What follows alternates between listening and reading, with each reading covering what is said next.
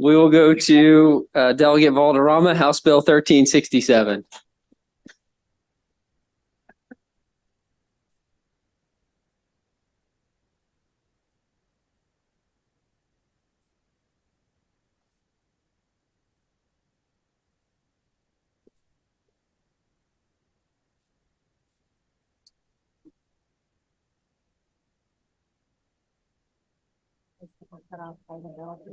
Finish, but back up. If you get cut, one of you said.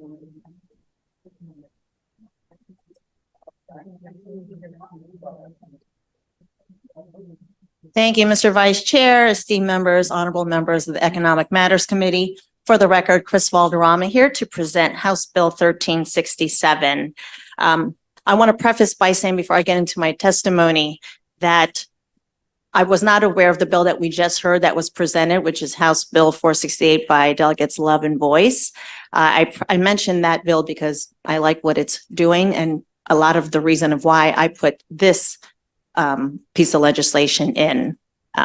So with that said, House Bill 1367, which I urge a favorable report on, it is our attempt to provide a more balanced approach to the siting of BESS, the Battery Energy Storage System projects, by requiring a Certificate of Public Convenience, the CPCN, for nearly all energy storage devices as a way of providing a more wholesome process for integrating community input into the placement of this emergent technology. So as it stands now, as it's my understanding, I'm not an expert in this field. We have our colleagues here who are all the experts. It is my understanding that utilities currently right now have carte blanche authority to site smaller battery projects as they see fit with hardly any, if any, community input. So there, as I understand it, there are no guidelines. And this happened to happen in my district in Prince George's County. So working diligently with PEPCO, which I'm very appreciative of, they had opted to place a battery storage unit on a property that they already owned, which in their, and if I were in their position, I understand that. I get why they picked that location. Though this location was near an established neighborhood, near two public schools, one of which is my alma mater, Oxon Hill High School, and within feet of a well-attended daycare center facility. So my constituents who are present here and additional many others had been finding or working hard for 3 years before PEPCO voluntarily pulled their project based on, again, with the meetings we've had, based on difficulties with their vendor, which was, in our opinion here, ineffectively vetted.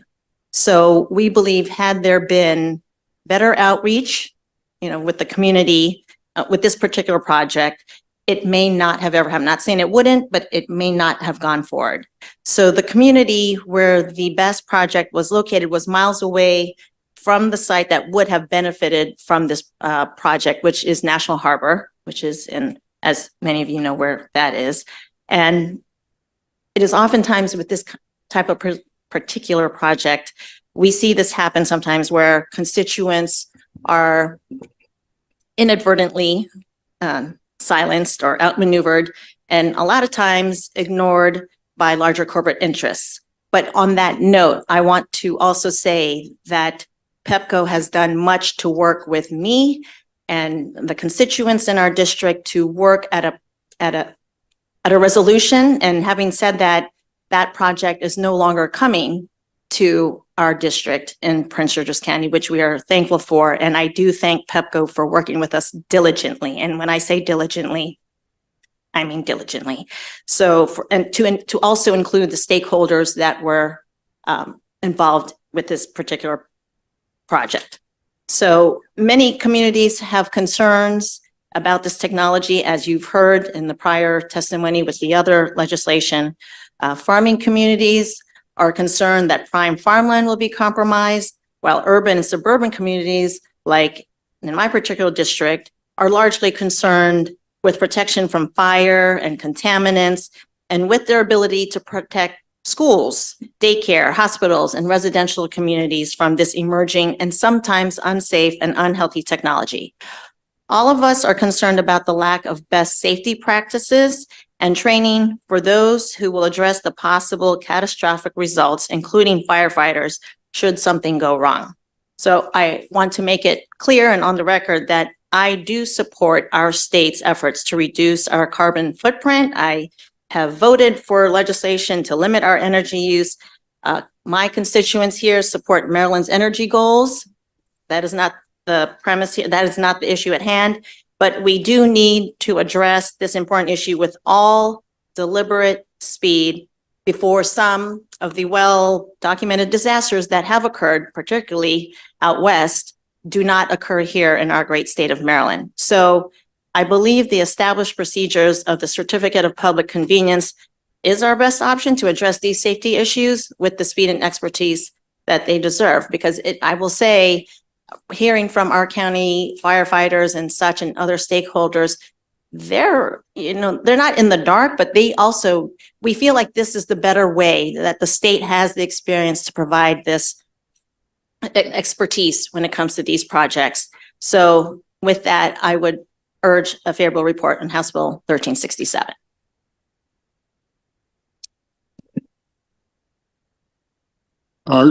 Chair Crosby and members of the committee, I'm Ron Weiss of Fort Washington, asking for your favorable support of 1367.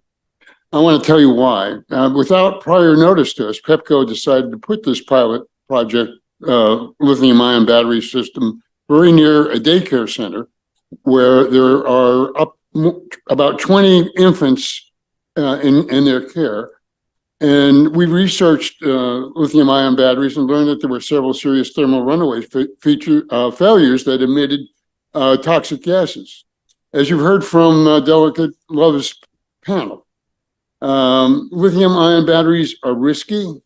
A clean energy company found that 26% of inspected energy storage systems had quality issues related to the fire detection and suppression system.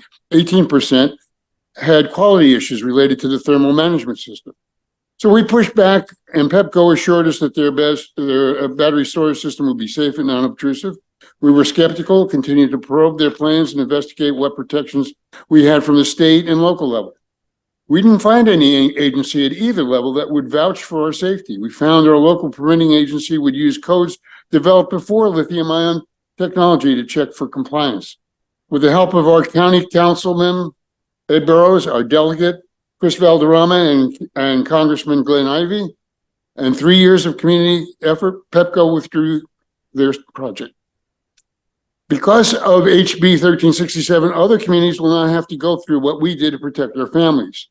1367 requires battery storage systems to be reviewed and permitted at the state level in the same way that much less risky solar energy projects are reviewed and permitted.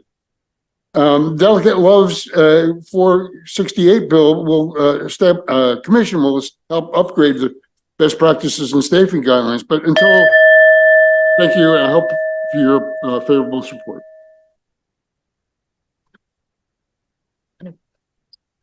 Speak into the microphone. Good afternoon. My name is Patricia Monroe. I am the president of the South Lawn Citizens Association, the neighborhood where PEPCO was approved to place a 1 megawatt lithium-ion battery energy storage system. After fighting for 3 years to protect our community and the surrounding communities from an ill-fated PEPCO BESS, it was discovered this project had many issues. There was no state or local government oversight of this project. Agencies contacted had no technical expertise to provide oversight of the project. It was like Boeing doing their own safety checks, and we see how that went. BESS projects not associated with a solar power project do not require a CPCN and receive no PPR oversight. There is no oversight for the highly risky lithium-ion battery storage projects. No regulations for the batteries being used in these projects on the federal, county, or state level. The Livingston Road BESS was a great example and a learning tool. Our safety for that project was passed down from the state to the permitting process of the Prince George's County Department of Permitting, Inspections, and Enforcement. DPI, otherwise known as DPI, approved the project based on outdated building codes. The risk and safety of the lithium-ion batteries was never considered. Exelon Pepco did not do their due diligence when obtaining a contractor for this project. If the community had not pushed back and been vigorous to obtain answers and information about this project, it would have been approved and a disaster waiting to happen. It was only because of our persistence and research this project was withdrawn. The 3-year fight to stop something that would have devastated several communities. Energy storage is our future to keep our environment cleaner. We support energy storage, but it needs to be regulated so our lives are not at risk. I urge you to support and pass HB 1367. Good afternoon, Mr. Chairman, members of the committee. My name is Herbert Jones. I'm president of the Townsend North Area Civic Association. I'd like to concur with the comments made by my colleagues. My association strongly supports HB 1367 as establishing one set of guidelines that would take into account the public safety and perhaps appropriate siting guardrails to make sure the public interest is taken into account. What better state agency to do that other than the Maryland Public Service Commission that has both the knowledge and the resource and the ability to hire out contractors to research this issue. In closing, I ask that each of you support this legislation that will make sure appropriate regulatory guidelines are met. Thank you. Seeing no questions, that concludes this panel. Next, we will go to favorable with amendments, which I only say again. Yeah, just Michael Sanderson. Go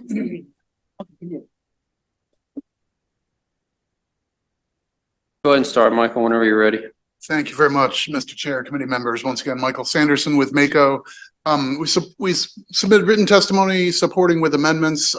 I concur with the first comments from the sponsor that I see the obvious overlap between the goals of this bill and one you heard just a little while ago. I think that's good intuition. If the committee thinks that this process is ready to go and this business is ready to go, we'd offer a couple refinements that I think are probably valuable. One is by attaching this review into the CPCN process. That's the foundation for the whole law that has preempted local guidance for solar projects and other energy generation of utility scale. So I'm not sure if that was intended to be in the bill, but I think if you pass this bill clean, you might wipe out our ability to have local safety controls, which you probably would want to retain. So think about that carefully. If you think this bill is ready to advance, I'd hope you could think about that carefully. Also, the standard for the difference between utility scale and community scale has generally been 2 megawatts. I heard about the 1 megawatt project. I'm sympathetic on that, but I hope we could thread that needle on that front because I don't think you don't want fewer safety regulations rather than more. If it turns out that the goals of this bill are one of the outcomes from the commission in the other bill, that might be another possible way to string all this together. But we are very sympathetic with the idea of both bills and leave it to the committee's wisdom on how to best proceed. Delegate Adams. So Michael, I guess just to ask this question because I don't know the answer to it, is that CPCNs I always thought was based, that's for generation. And this bill seems to deal something other than generation. Do you see a conflict, or maybe CPCN is not the right place to go for something like this? It's probably beyond my expertise to answer that. So I don't know if you have like a letter or something from the PSC. Well, no. My guess would be if you put this question before the safety focused commission that's in the other bill, you might be able to untangle some of that. I don't know whether the PSC has the expertise to handle this or the staff or whatnot. Candidly. Okay. Thank you, Mr. Chair. Thank you. I just wanted to put on the record, I have met with your folks, MACO, and I explained, as I did here, the premise of submitting this legislation and as many bills that come before us. There's a lot of language in there, so I'm definitely working with our vice chair here, since he chairs utilities and the like, of working on legislation to make this a better product. Grateful for that. Thank you very much. All right, thank you. That concludes this bill hearing.